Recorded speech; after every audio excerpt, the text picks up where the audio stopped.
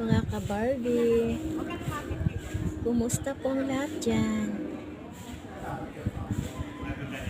Dito pala ako kina Top Boyet Mento guys.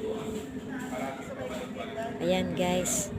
Waiting muna ako guys kasi may kausap pa si Kapitana guys. Ayan sila si Kap Mento. Hello Kap. Ayan guys. Nag-business ano tayo guys, business proposal kina Kap Mento. Yan, waiting lang ako guys kasi busy pa sila, may kausap pa sila guys.